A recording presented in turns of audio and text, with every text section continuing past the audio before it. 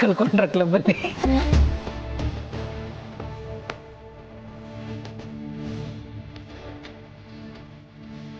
ನಮಸ್ಕಾರ. ನೀವು ಬಂದೆ ತುಂಬಾನೇ ಖುಷಿ ಆಯ್ತು. ನೀವು ಮುತ್ತೈದಿರೆಲ್ಲ ಇದ್ದು ನಿಮ್ಮ ಸಮ್ಮುಖದಲ್ಲಿ ಮಲ್ಲಿಗೆ ಸೀಮಂತ ಆದ್ರೆ ಅವಳಿಗೆ ನೀವು ಆಶೀರ್ವಾದ ಮಾಡಿದ್ರೆ ತುಂಬಾನೇ ಚೆನ್ನಾಗಿರುತ್ತೆ. Thank you so much for coming. ಅತ್ತೆ, ಮಲ್ಲಿನ ಅಪ್ಪಿ ರೆಡಿ ಮಾಡ್ತಿದ್ದಾಳೆ, ಒಡವೆ ಬೇಕಿತ್ತು, ನೀವು ಸ್ವಲ್ಪ ಎತ್ಕೊಡ್ತೀರಾ?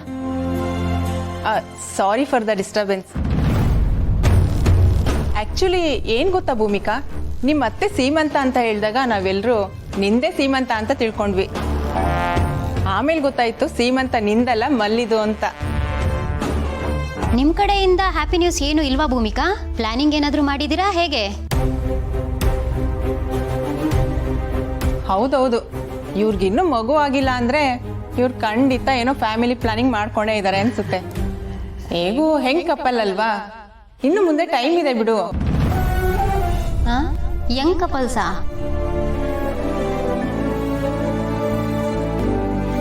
ಅಲ್ಲ, ಇಷ್ಟು ವಯಸ್ಸಾದ್ರೂ ಅದೇನ್ ಪ್ಲಾನಿಂಗು? ಏನಾದ್ರು ಪ್ರಾಬ್ಲಮ್ಮಾ?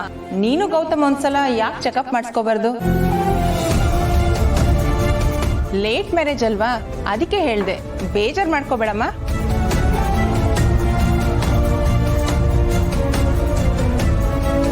Excuse me.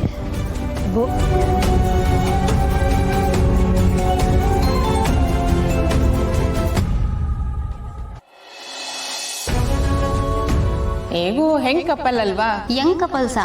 ಏನಾದ್ರು ಪ್ರಾಬ್ಲಮ್ಮಾ? ನೀನು ಗೌತಮ್ ಒಂದ್ಸಲ ಯಾಕೆ ಚೆಕಪ್ ಮಾಡಿಸ್ಕೋಬಾರ್ದು?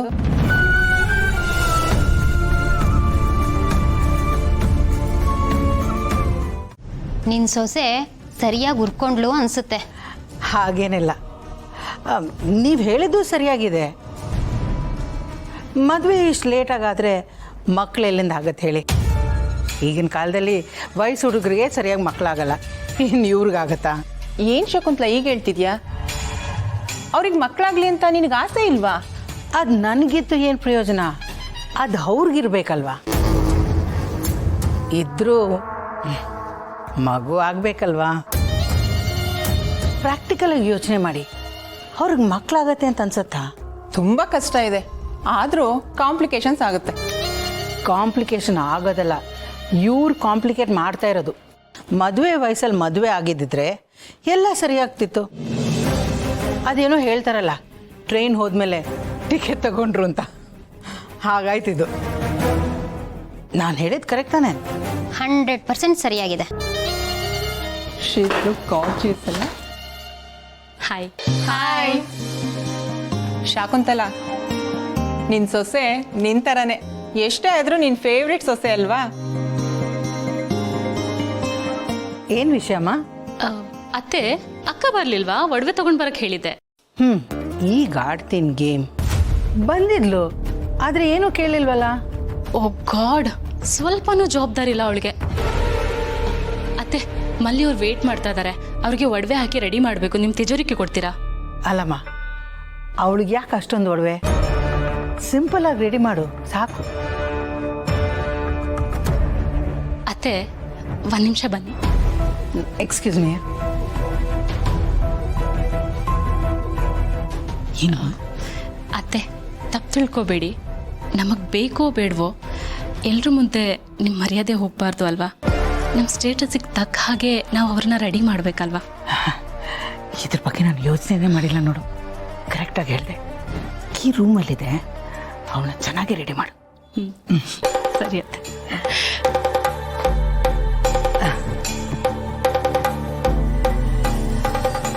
ಶಾಕುಂತಲ, ಈ ಸೊಸೆ ಹೇಗೆ? ಭೂಮಿಕಾ ತರ ಅಲ್ಲ ಅಂತ ಗೊತ್ತು, ಬಟ್ ಸ್ಟಿಲ್ ಕೇಳ್ದೆ. ನಿನಗೆ ಅಡ್ಜಸ್ಟ್ ಆದ್ಲಾ? ಇದೇನು ಹೀಗೆ ಕೇಳ್ತಾ ಇದ್ದೀರಾ? ಕ್ಲಬ್ಬಲ್ಲಿ ನೋಡಿಲ್ವಾ ಲೈವ್ ಡೆಮೋ ನನ್ನ ಜೊತೆ ಹೇಗಿದ್ಲು ಅಂತ? ಈ ಮನೆಗೆ ತಕ್ಕನಾದ ಸೊಸೆ ಅವಳು. ಹುಟ್ಟಿದ ಮಿಡಲ್ ಕ್ಲಾಸ್ ಆದರೂ ಥಿಂಕಿಂಗ್ ಎಲ್ಲ ನಮ್ಮ ಲೆವೆಲ್ಲೇ.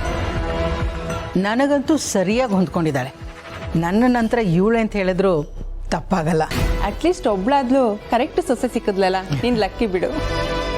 ಎಸ್, ಇವಳ ವಿಷಯದಲ್ಲಿ ನಾನು ಲಕ್ಕಿನೇ.